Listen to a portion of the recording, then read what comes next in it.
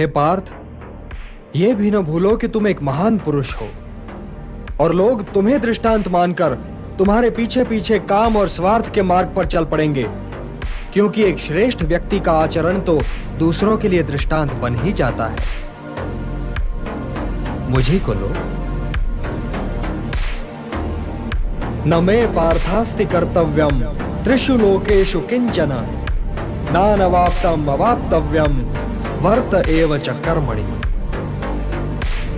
त्रिलोक में मेरे लिए कुछ करना आवश्यक नहीं पार्थ, और त्रिलोक में ऐसा भी कुछ नहीं जिसे मैं प्राप्त करना चाहूं और प्राप्त ना कर सकूं। फिर भी मैं तुम्हारे सामने कर्म कर रहा हूं पार्थ, कर्म कर रहा हूं। यह दिखला रहा हूं, यह सिद्ध कर रहा हूं कि निष्काम कर्म के मार्ग पर चलते हुए जीवन व्यतीत करना संभव है। हे भारत, कर्म तो अज्ञानी भी करते हैं, परंतु केवल अपने निहित स्वार्थ की दृष्टि से। ज्ञानी का कर्म तो निस्वार्थ होता है, संसार के संतुलन को स्थिर बनाए रखने के लिए होता है, लोक कल्याण के लिए होता है। इसलिए हे पार्थ, अपने मन पर कोई बोझ न लो, अपना कर्म मुझे अर्पण कर दो और यह धर्म युद्ध करो। कर्तव्य पालन के मार्ग पर तो मृत्यु भी कल्याणकारी हो जाती है। यदि पितामह, गुरुजनों और सगे संबंधियों का तुम्हें वध भी करना पड़े, तब भी तुम्हें पाप नहीं लगेगा, क्योंकि कर्तव्य पालन पाप रहित होता है पार्थ। कर्तव्य पालन पाप रहित होता है। यदि वे वीर गति को प्राप्त हुए तो उनकी मृत्यु कल्याणकारी हो जाएगी, और यदि तुम वीर गति को प्राप्त हुए तो तुम्हारी मृत्यु भी। इसलिए हे पार्थ, युद्ध करो, क्योंकि धर्म का मार्ग पाप का मार्ग नहीं हो सकता। पाप की बात निकल आई है तो ये बताइए किशन कि कभी कभी मनुष्य पाप करने के लिए इतना विवश क्यों हो जाता है? उसे कौन विवश करता है? उसे विवश करती है उसकी वासना, उसे विवश करता है उसका निहित स्वार्थ, उससे पाप करवाता है उसका क्रोध, उसका मोह। इन शत्रुओं को पहचानो पार्थ।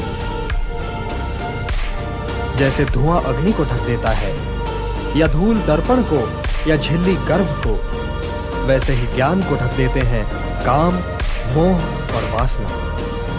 काम और मोह की अग्नि ज्ञान को नष्ट कर देती है, और इसीलिए ज्ञानी की वैरी है। हे कौन्तेय, अग्नि को स्वच्छ बनाओ, दर्पण को परिशुद्ध करो, और अपनी इंद्रियों को सौम्य बनाकर ज्ञान और विवेक के नाशकों का वध करो। और हे पार्थ, जो अकर्ता है, जो कर्म फल की इच्छा से मुक्त है, वही ज्ञानी है, वही बुद्धिमान है, और वही कर्मयोगी है। उसके लिए उसका कर्म ही कर्म फल भी है, और इसीलिए वो एक कर्म के पालन के उपरांत कर्म फल की प्रतीक्षा में नहीं ठहरता, बल्कि दूसरे कर्म की ओर बढ़ जाता है।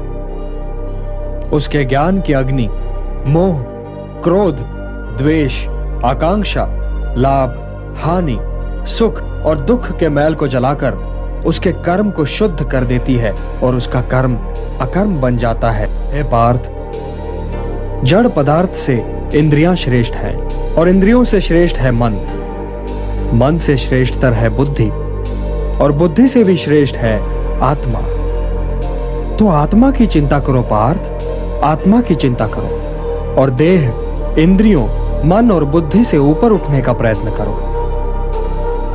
हे पार्थ, तुम तो मेरे भक्त भी हो और मेरे मित्र भी, इसलिए मैं तुम्हें वो योग बताने जा रहा हूं जो बहुत समय से लुप्त है। इस समाज और उसके वर्णों को गुणों और कर्मों के आधार पर स्वयं मैंने रच तो दिया, परंतु इस समाज रचना का फल मैंने कभी नहीं चाहा। इसीलिए कर्ता होते हुए भी मैं अकर्ता हूं, और जो इस रहस्य को समझे पार्थ, वो कभी अपने कर्मों में लिप्त नहीं होगा। न माम कर्माणि लिम्पन्ति न मे कर्म फले स्पृहा इति माम यो भी जानाति कर्म भी न स बध्यते। मुझे कर्म फल की इच्छा नहीं है, जब ही तो कर्म मुझे दूषित नहीं कर पाते।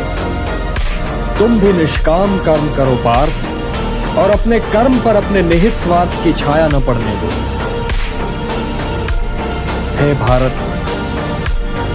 कर्म, अकर्म, और विकर्म के अंतर को समझो। और कर्म, अकर्म और विकर्म में क्या अंतर है केशव?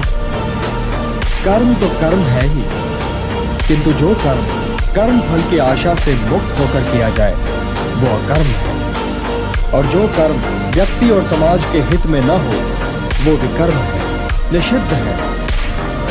कर्म अकर्म से श्रेष्ठ है, कर्ता अकर्ता से श्रेष्ठ है।